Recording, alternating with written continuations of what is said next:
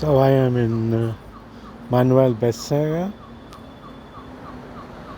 very noisy again, and I'm going down Calle Alcalá, hopefully arriving in Goya, and I'm going to talk about apologizing for your English.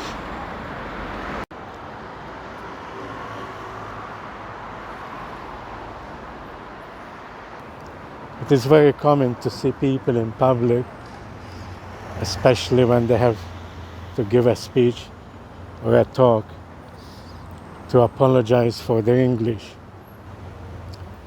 Something on the lines of, I apologize for my English, or excuse me for my English.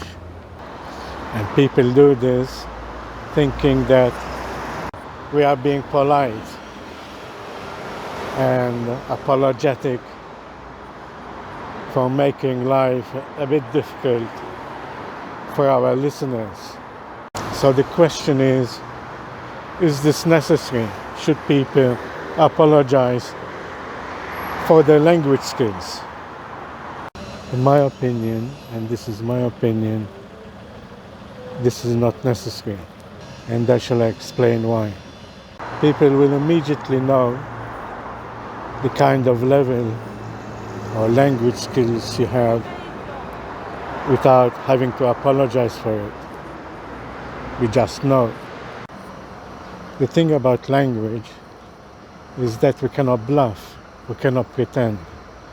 We either know or we don't. And people will know immediately whether you know something or don't. Not like other professions, or most of other professions. Also, apologizing does not absolve people from not having done the work, or not having done the preparations for what it is we're going to talk about. There are some mistakes which we make, and these cannot be helped, and people will understand our language skills. But some mistakes are unforgivable. So what we should apologize for are not our language skills, but for the mistakes we could have avoided by a little bit of preparation. If we prepared our talk and our speech carefully, we would have identified the vocabulary we need, and more importantly, we would have identified which arguments need polishing, which expressions we need to improve on, how to express our ideas. Expressing a bad idea has nothing to do with our language skills, but all to do with lack of preparation and maybe research, especially involving vocabulary. The other thing we should apologize is, of course, for not practicing our speech and arguments. This has nothing to do with language, but all good practice about public speaking, practice and rehearsing and finding ideas, especially since it helps us to identify vocabulary or expressions we don't know. Another important thing is trying to find out how to pronounce words which you don't know, or words which you think you know, but in reality you don't pronounce them correctly. We're arriving in Goya. That's the statue of Goya over there.